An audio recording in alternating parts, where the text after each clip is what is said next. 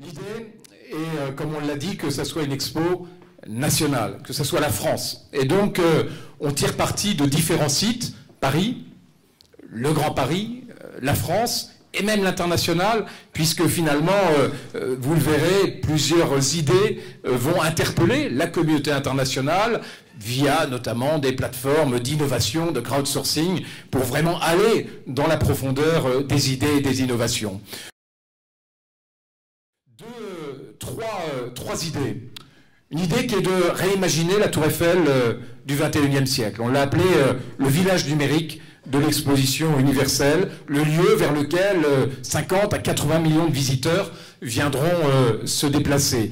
Un lieu qui sera sur 200 000 mètres carrés, une expérience immersive, c'est un mot qui a été souvent évoqué par les étudiants, un lieu où on viendra se plonger, un peu comme on l'avait imaginé en 1900, en imaginant ce grand globe où les visiteurs pourraient découvrir le monde. On a repris cette idée, un monde à découvrir, des territoires du monde entier à découvrir, à partager, et donc créer ce grand village numérique, vers lequel on appellera tous les pays du monde à venir participer avec des idées, avec des images, avec leurs innovations, pour vraiment intégrer le visiteur dans une expérience unique, inédite, avec, comme le demande le Bureau international des expositions, une unité, une équité dans le traitement des pays. Tous les pays seront invités au même niveau dans ce grand pavillon numérique, et ça sera une occasion pour les visiteurs de faire le tour du monde, de comprendre les territoires du monde, de découvrir les cultures, et probablement ensuite d'accepter encore mieux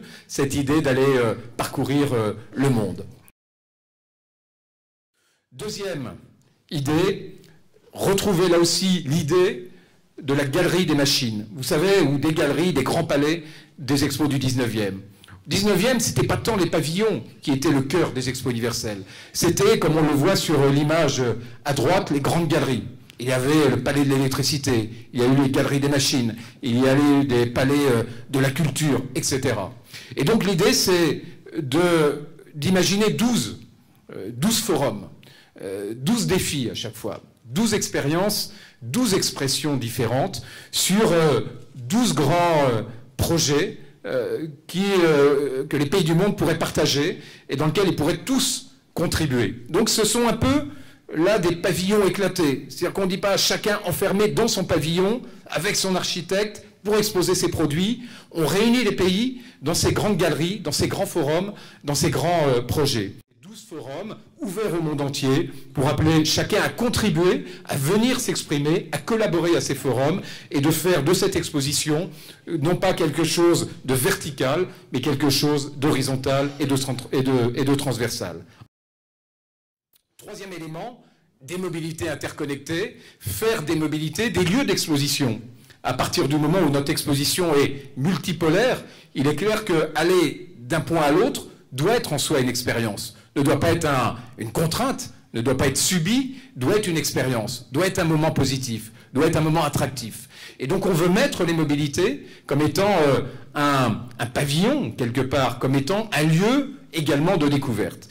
Et donc ça appelle à animer les gares, à animer les moyens de transport, et sans doute, et c'est le premier point que vous voyez sur cette image, c'est d'imaginer ce qui pourrait servir dans toutes les métropoles du monde après, ou au moment où ça sera mis au point, une plateforme, un système intermodal, multimodal, pour que finalement, centré sur l'utilisateur, pour que demain les transports ne soient pas une préoccupation, mais qu'on se laisse guider. Je veux aller du point A au point B, et finalement je suis emmené dans une combinaison de trains, de voitures connectées, de circulation douce, et faire de cette exposition un véritable laboratoire des mobilités pour emmener les visiteurs par rapport à leurs besoins, leurs contraintes, leurs dates de visite, leurs contraintes de temps pendant l'exposition universelle, les prendre en charge dans cette plateforme de mobilité interconnectée et de mobilité optimisée. C'est un projet entrepreneurial en soi que de projeter cette contrainte de la multipolarité en un avantage, en un territoire d'innovation.